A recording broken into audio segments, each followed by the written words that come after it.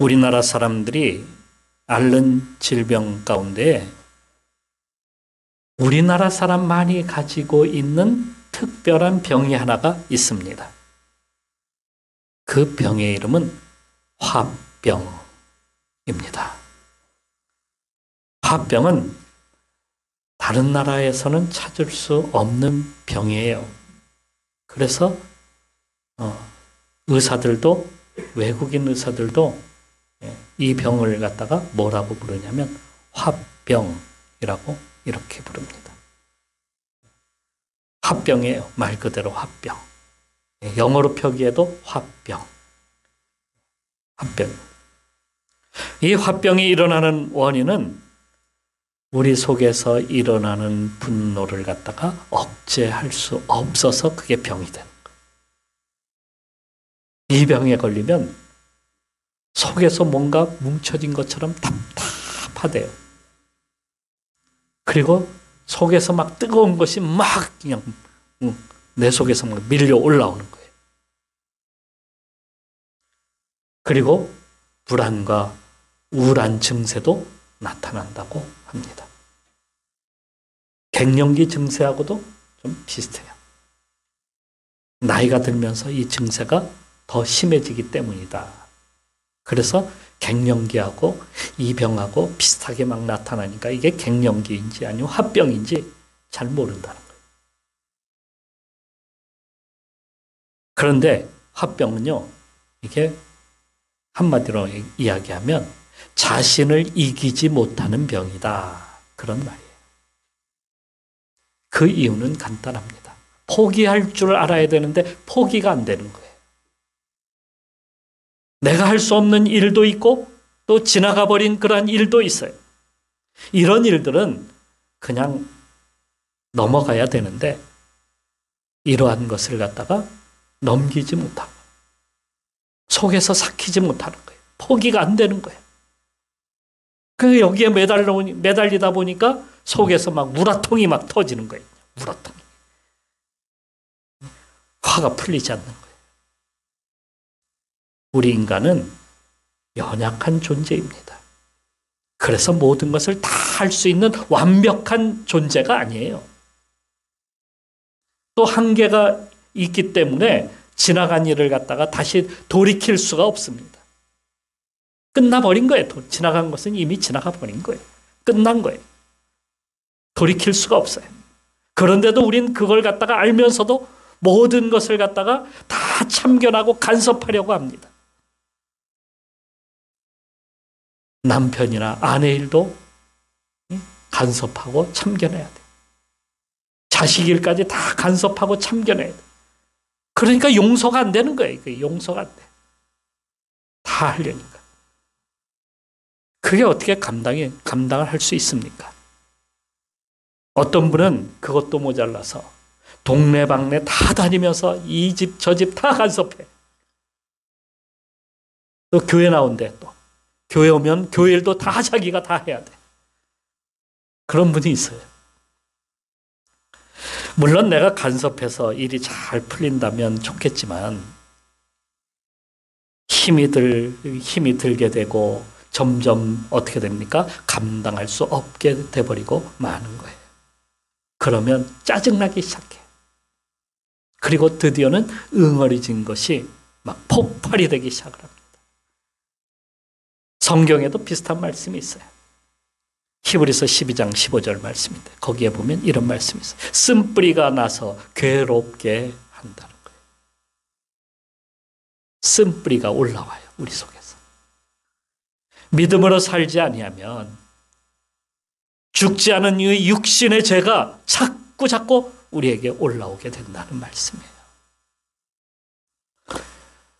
우리가 사는 이 동네에는 이상한 이름들이 있어요. 왕숙, 팔려리 이런 이름들이죠.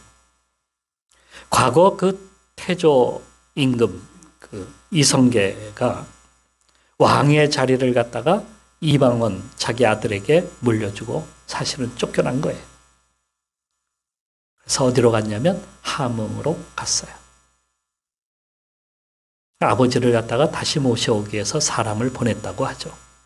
그런데 갈 때마다 돌아오는 사람이 없었다고 그렇게 합니다. 그래서 생겨난 말이 하뭉차사라는 말이죠. 그러다가 분을 참지 못한 이 이성계가 한양으로 다시 오게 됩니다. 태종을 쫓아내려고 한 건지 뭐 어떻게 하려고 한 건지. 그러다가 가는 길에 머물러 선 곳이 어디냐면 팔야리예요. 그래서 그곳에서 얼만큼을 머물렀냐면 8일 동안을 머문 거예요. 8일 동안을 뭐 했겠어요? 태종을 기다린 거예요. 거기서 머물면서 8일을 머물렀다 그래서 팔야리, 8밤을 보냈다. 그런 뜻이죠. 그리고 왕이 이곳에 와서 묵었다. 그래서 왕숙, 왕의 수경지, 왕이 머물렀다. 그래서 왕숙천이라는 그런 이름이 이렇게 해서 붙여진 것입니다. 이성계는 이곳에서 태종을 기다리면서 뭘 품었어요? 속에 뭘 품었어? 뭘 품었냐면 활도 품고 또 철퇴도 품고 그걸로다가 태종을 갖다가 없애기 위해서 그렇게 품었다는 거예요. 그래서 태종이 이곳에 와서 그 왕을 만나려고 태조를 만나려 오다가 활이 날아왔어요. 태조가 쏜 활이. 그걸 피했다. 뭐 그런 얘기도 있죠. 그러한 이야기들이 여기에 숨겨져 있는데 그래서 나중에 태종을 만나서 뭐 화를 풀었다. 그런데 진짜 풀렸을까요? 태조는 태종에 대한 미움을 갖다가 마지막까지 풀지 못하고 죽었어요. 자, 그때에 비하면 이 왕숙천은 어떨까요? 좀 물이 많이 탁해졌겠죠? 그래도 흐르는 물을 이렇게 보면은 아직까지는 깨끗해 보입니다. 그런데 여기다가 돌이라도 한번 던져보세요. 그러면 어떻게 될까요? 깨끗하지 않더라고요. 그 속에 정말 더러운 것들이, 오물들이 쌓이고 몇 천 년 동안 쌓였을까요? 이성계가 다녀간 이후로 쌓이고 그게 쌓여가지고 던지면은요, 거기에다가 돌을 던지면 깊지 않기 때문에 오물들이 막 이렇게 해서 물이 굉장히 탁해집니다. 더러워져요.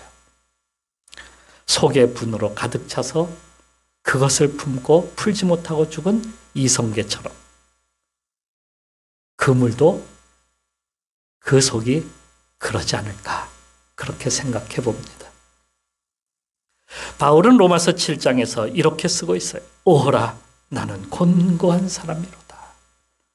이 사망의 몸에서 누가 나를 건져내랴. 왜요? 왜? 자기가 하는 일이 참으로 너무 안타까워. 정말 분한 일들이 또 악한 일들이 나쁜 일들이 너무 많이 일어나는 거예요. 이게 변하지 아니하고 자꾸 올라와서 육체의 욕심과 탐욕과 죄악들 이것들이 자꾸 자기가 말씀으로 살려고 하는 자신을 방해하는 거예요. 힘든 거예요. 왜 이렇게 거룩하게 살려고 하는 바울을 방해할까? 왜 괴롭게 할까? 어떻게 하면 힘든 몸을 깨끗하게 착하게 살아갈 수는 없을까?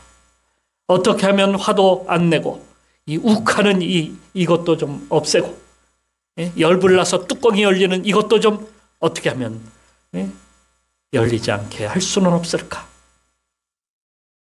그 방법을 성경은 우리에게 알려주고 있습니다. 사실 로마서 7장 24절 바울이 곤고한 사람이로다. 이렇게 자신을 고통스럽다라고 이렇게 말하지만은 로마서 8장에 가면 그 방법을 알게 되어서 감사하다고 하나님 앞에 이렇게 외치고 있습니다. 그 방법을 알게 되었다는 거예요. 근데 그 방법이 무엇이냐면 그것은 내가 할 수 있는 일이 아니라 하나님께서 우리에게 성령을 갖다가 부어주시는 일이다. 하는 일입니다. 무엇을 부어주신다? 성령을 우리에게 부어주신다. 이미 나의 육체는 앞에서 말씀드렸듯이 완전하지도 아니하고 그렇다고 영원한 존재도 아닌 약한 존재, 힘들고 어려운 존재입니다. 그래서 일을 할 때마다 우리는 자꾸 벽에 부딪히게 되고 그로 인하여서 좌절하게 되고 그로 인하여서 쓰러질 수밖에 없는 거예요. 그래서 바울이 오라 나는 곤고한 사람이로다 이렇게 외치고 있는 겁니다. 그러니까 매일같이 집안에 틀어박혀서 우리는 왜 나는 항상 안 풀릴까? 왜 나의 일은 왜 맨날 이럴까? 왜 나는 이것밖에 안 될까? 왜 나는 이렇게 생겼을까? 왜 맨날 나는 이런 삶을 살아야만 될까? 한탄하면서 시간을 보내는 거야. 그러다가 왜 부모님은 나를 왜 이렇게 낳았을까? 이제는 부모님도 원망하고 내가 결혼을 잘못했나? 남편을 갖다가 원망하기도 하고 부인을 원망하기도 하고 원망 속에 사니까 일은 더 점점 안 풀려. 더 힘들어. 화만 나는 거예요. 이게 속에서 응어리지는 거예요. 답답한 거예요. 그래서 바울의 말대로 아이고 왜 이렇게 힘들어. 이 소리가 저절로 나오는 거예요. 아이고 왜 이렇게 힘들어. 왜 힘든 걸까요? 우리가 완벽한 인간인 것처럼 살려고 하기 때문이다 하는 거예요. 내가 다 하려고 하니까. 내가 다 갖추려고 하니까 이게 안 되는 거야. 그렇게 되지도 않고 그런 사람도 없습니다. 그러니까 세상엔 완벽한 사람은 있다 없다? 없다. 그걸 안다면 우리가 주님께 나갈 수밖에 없습니다. 주님, 내가 할 수 없는 주님의 것까지 간섭하려다가 이 지경이 됐습니다. 곤고한 사람이 되었습니다. 너무너무 힘듭니다. 저는 죄인입니다. 이렇게 고백하면 되는 거예요. 그것을 깨달은 바울은 뭐라고 고백했는지 아세요? 디모데 전서 1장 15절 말씀에 보면 이렇게 고백하고 있어요. 내가 죄인 중에 괴수로다.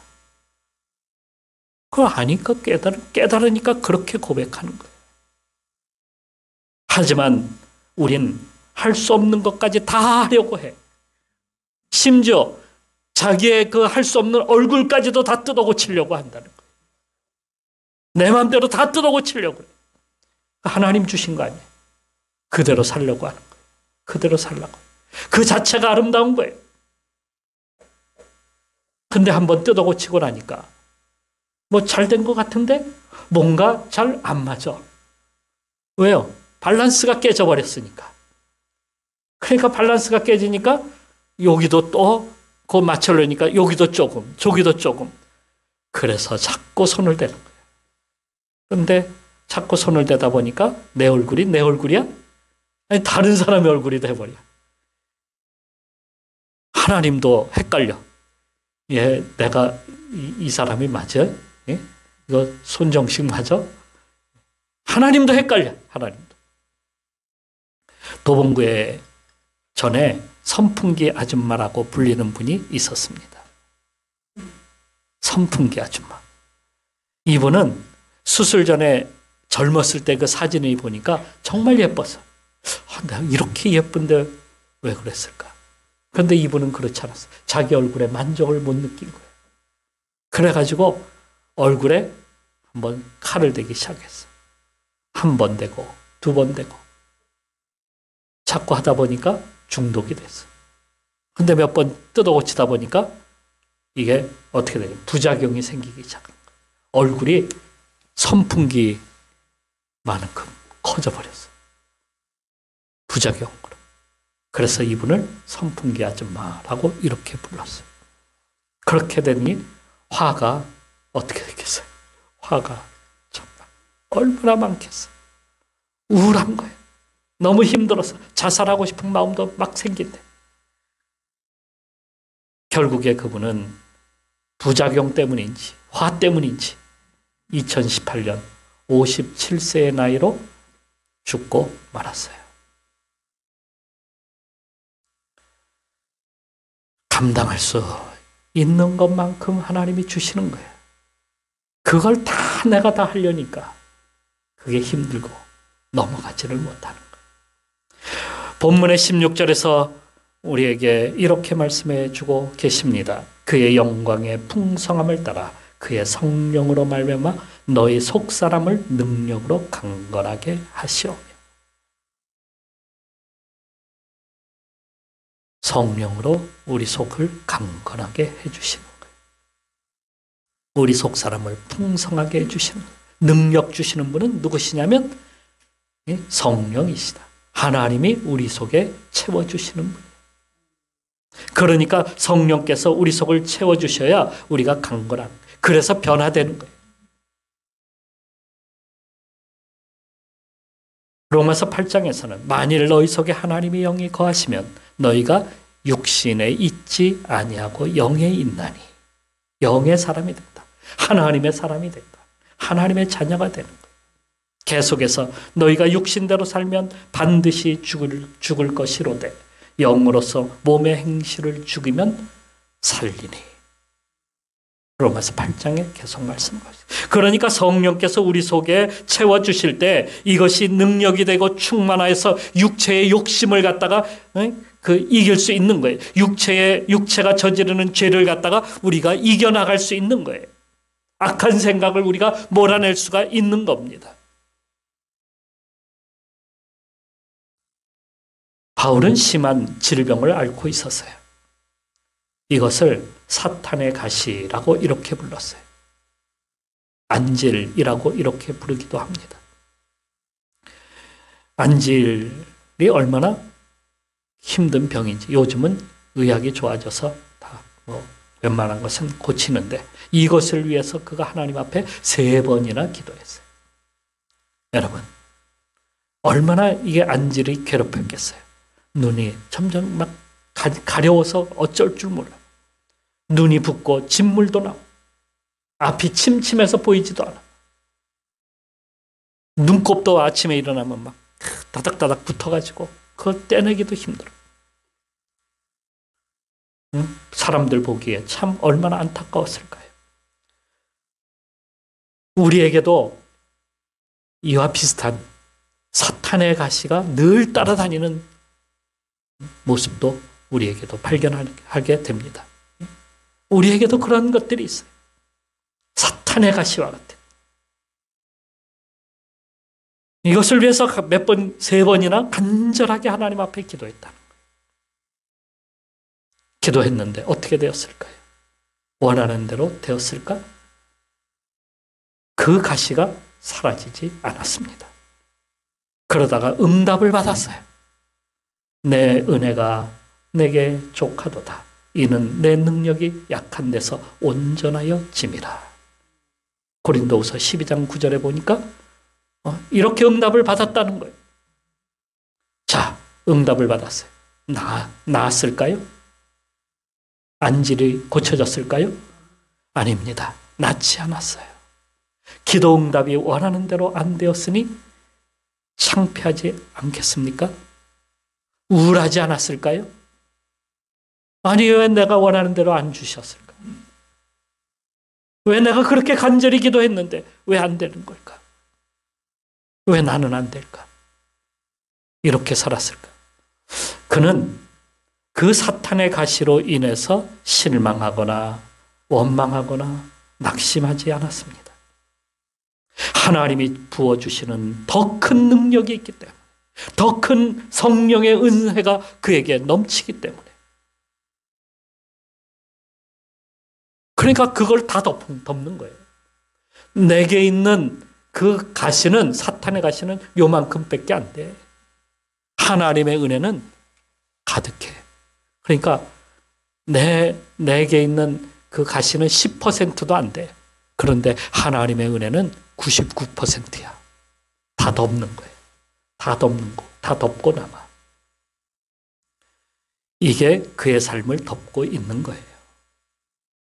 고린도 후서에서 이렇게 쓰고 있습니다. 우리가 이 보배를 질그릇에 가졌으니 이는 심히 큰 능력은 하나님께 있고 우리에게 있지 아니함을 알게 하려 함이라. 우리 육체는 불완전하고요. 영원하지 않습니다. 이 나이가 들면 중고품 같아요. 여기도 아프고 저기도 아프고 망가지는 데도 너무도 많아. 물론 병원도 다니고 고쳐서 써야 되겠죠. 마치 질그릇 같아. 어디 부딪히면 깨져버리고 금이 가고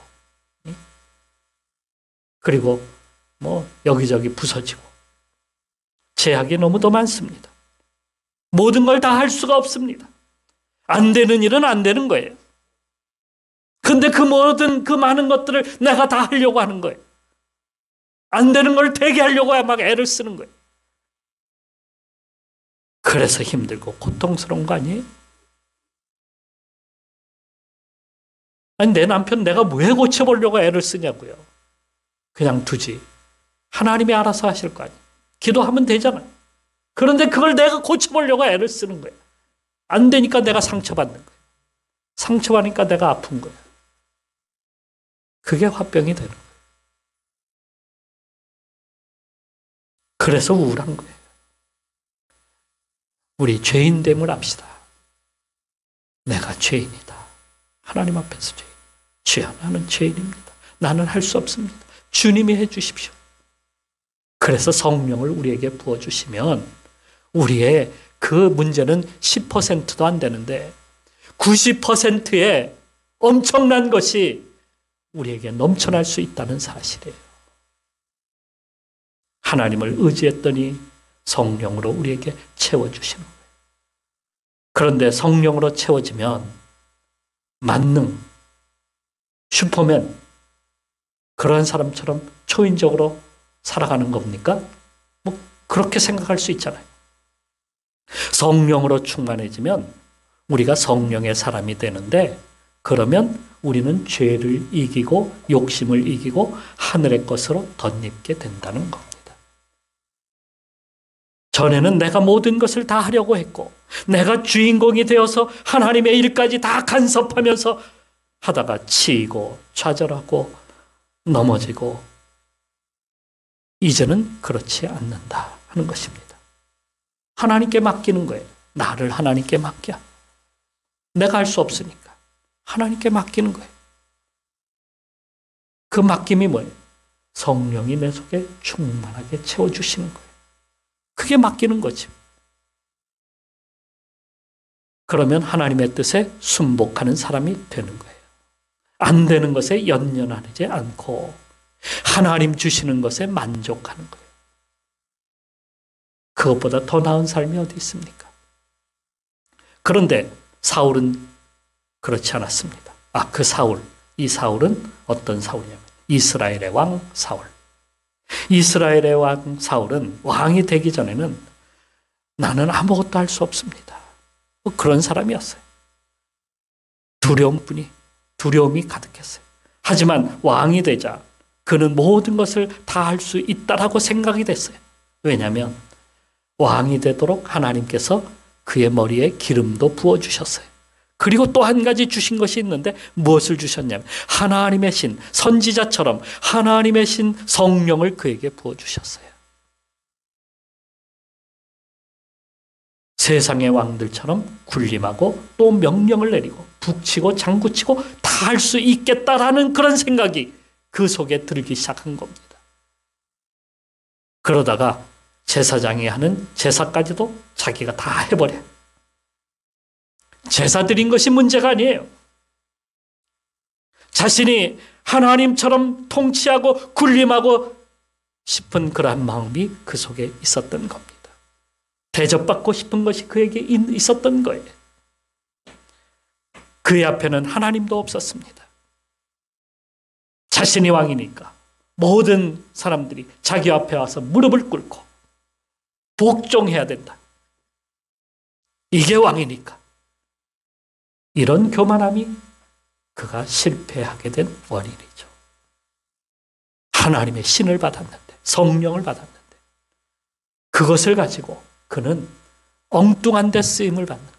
엉뚱한 데 자기가 모든 것을 다 가지려고 했던 거예요. 그래서 넘어지게 된 겁니다. 성령이 충만하면 우리는 하나님의 사람, 하나님의 자녀가 되는데 세상 사람들이 알지 못하고 갖지 못하고 얻지 못하는 것이 우리에게 생기게 됩니다.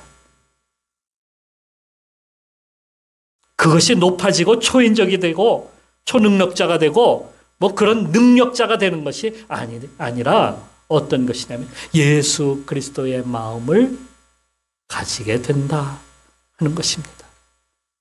무엇을 가진다? 예수 그리스도의 마음을 가지게 되는 거예요. 예수 그리스도는 어떤 분이시냐면 사랑으로 우리를 가지고 우리를 섬기셨어요. 그분의 그 엄청난 사랑을 가지고 우리를 갖다가 어떻게 하셨다? 섬기신 분이셔요. 그 마음을 우리에게 주시는 거예요. 그런 사랑을 우리가 알고 그 사랑의 깊이까지 우리가 나아가야 되는 거예요. 우리도 사랑으로 섬김의 삶을 살라는 그런 말씀이에요.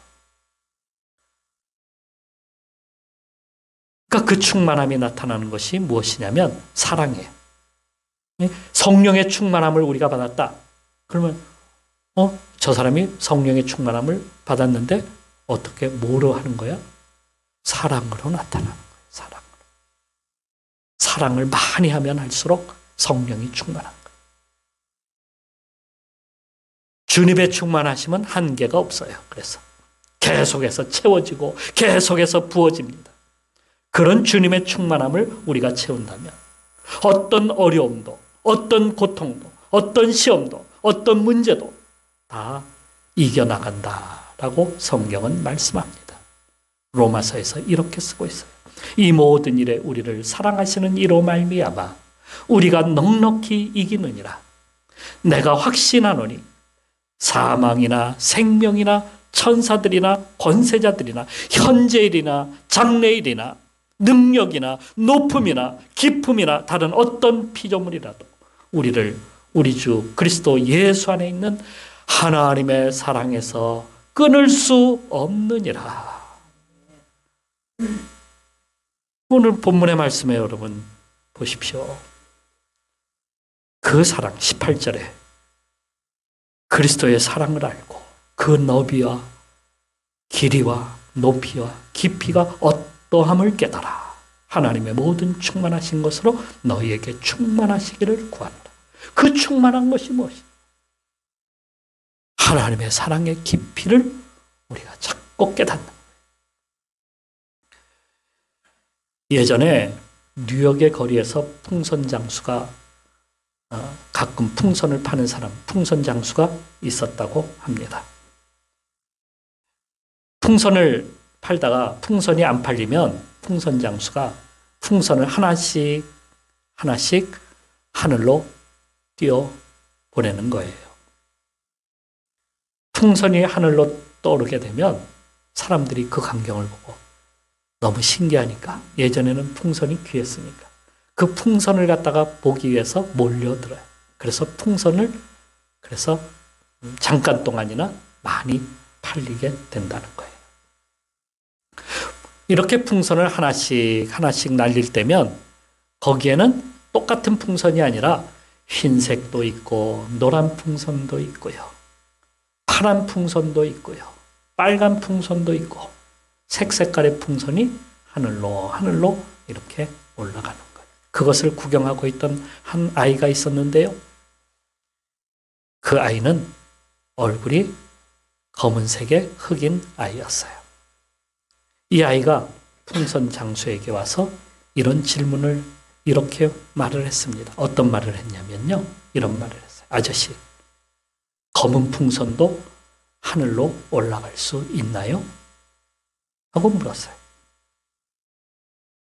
풍선 장수는 잠시 그 아이를 갖다가 물끄러미 바라보면서 이렇게 말을 했습니다. 애야, 풍선이 떠오르는 것은 색깔 때문이 아니라 그 속에 무엇이 들어있느냐가 거기에 달려 있단다. 그 속에 무엇이 들어있느냐? 그것이 중요한 거야. 사람 속에 무엇으로 채우느냐가 더 중요한 거예요. 우리 얼굴, 우리 모습, 그거 중요하지 않다는 거예요. 우리 속에 얼마나 성령으로 충만하냐. 이것이 그 사람을 갖다가 더 훌륭하게, 더 아름답게 만드는 거예요. 여러분, 성령의 사람이 됩시다. 성령으로 충만합시다.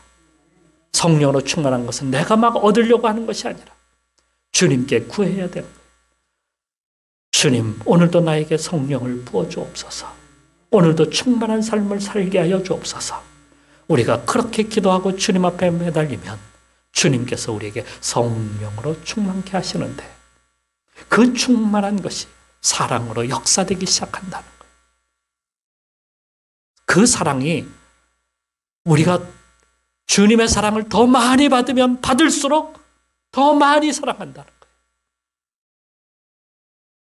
주님의 성령이 충만하면 충만할수록 더 많은 사랑을 우리가 하게 된다는 사실이에요. 오늘도 이 사랑을 가지고 충만하여서 온 세상을 섬겨나가는 성도들이 되시기를 축원합니다. 기도합니다.